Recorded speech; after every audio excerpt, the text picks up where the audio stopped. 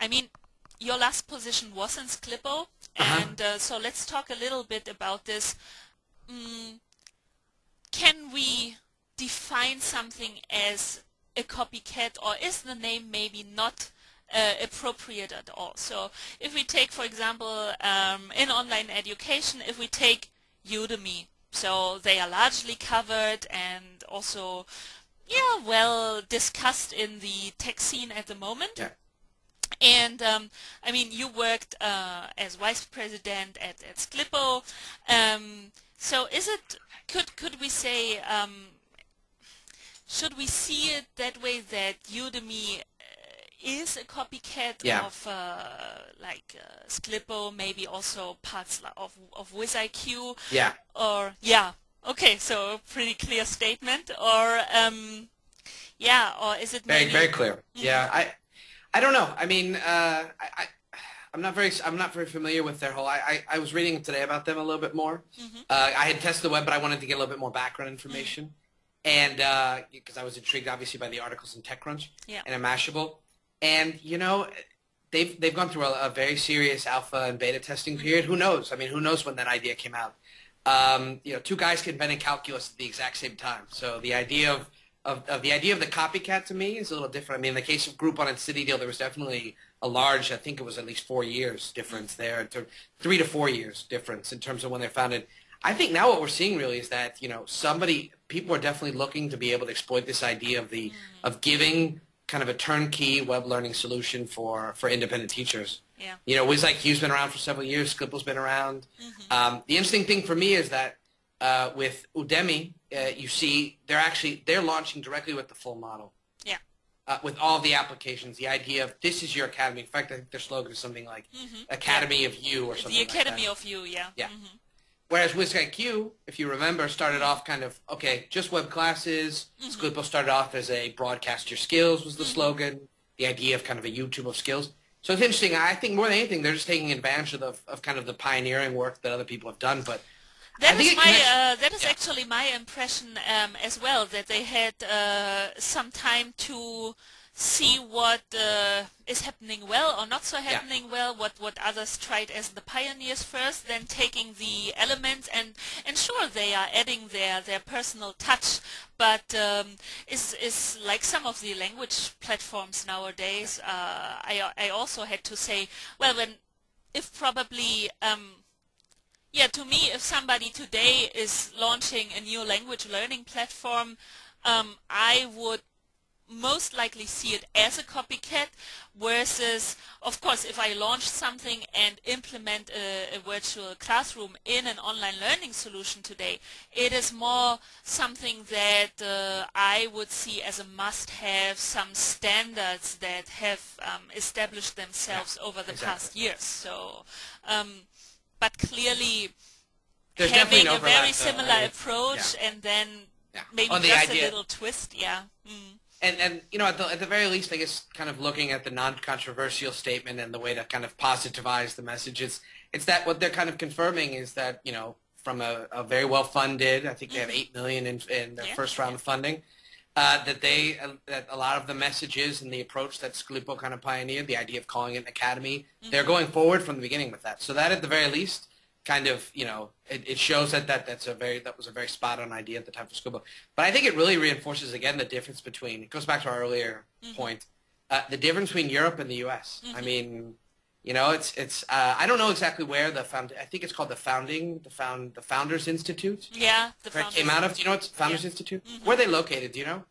Udemy. Well, at least the Founders Institute. Is it in Silicon Valley? Yeah, I think so. I think so. I think so. Yeah. Well, I mean, you know, Silicon Valley continues to be the Hollywood where all the the would-be stars go, and you know that the difference between that and having a startup, you know, whether it's in a cosmopolitan city like Barcelona or London or Paris, I mean, it just doesn't compare. I saw that the founders had all studied, I think, engineering in the Middle East, actually. That just can't beat that. Yeah, I think two of the guys come from Turkey, and then Gagan, I also did the interview with. he was, or he is U.S. citizen, and he has an engineering degree as well. But he joined the two others later, and is taking care of all the marketing. And I have to say, for 22 years of age, he is doing that really, really thoroughly and good, and he links to like everybody around. So I think on the positive side, with all the help that they are based in the US, but they have the startup mentality. So no, they definitely do. Yeah. No, I'm not trying to take away any merit from that at all. I think that in the end, what we see is that there's definitely a food chain. Well, I guess food chain might not be the right term, but there are a number of kind of conditions that make it right for the miracle of a great startup to come up. Yeah. And one of them is what we talked about before, is the VC, and the other thing is actually finding great mentors, people that can help you out, things like the Founders Institute. Yeah. And then finally, I really think you cannot put aside this. I mean, how many degrees of separation you are from a successful startup. The fact that in Silicon Valley, it's really easy to go out and have a beer and run into the guy, or the guy that knows the guy that was in this, that was the product manager for Google News.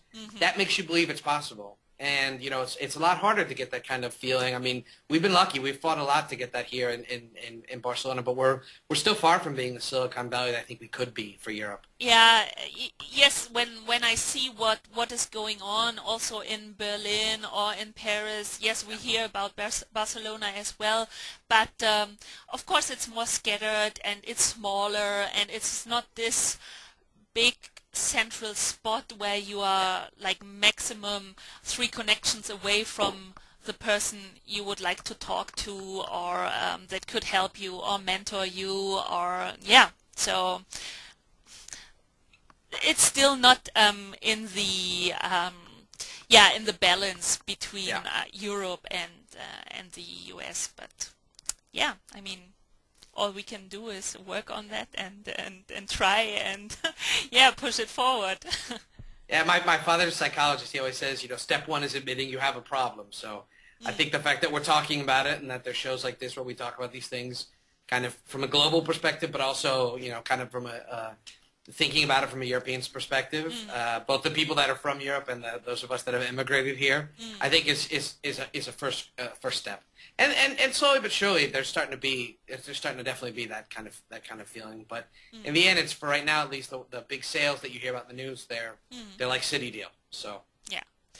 So maybe a personal question. So what attracts you to Spain and the innovation in Spain? Both your last jobs at Sclipo and now eMagister are based in Spain. Is it more personal, or was it also a choice for the job and I don't know, maybe Spanish startup mentality, culture? Well, I definitely came to this is definitely a personal question. I came to Spain for a woman. So my wife is from here. We met actually when we were both studying abroad. And let's put it this way: I came to Spain for her, but I stayed in Spain because of the startup community that I found. I really, in the around 2003, 2004 is when I really fell in love with Web 2.0. And I decided this is what I had to do. No more. It had to stop being about building websites, but living by the websites that I build. And I was lucky enough to find kind of a culture, not as big as Silicon Valley, but that would allow me to, to stay here and explore that. And they're definitely, the one nice thing about when you're working in an industry like this outside of your own country is that it's definitely a small world, but once you get connected to it, it's very easy to move around.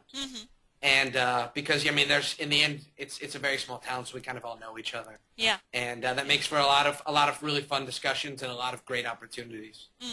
Yeah, we have a little bit the same in Paris. That I have to say. No, I have to say, very smart people, also very open and well informed. So not that although they are a little bit all working in the French market only, nevertheless they still know what's going on. So it's not that we would be out of the out of the world.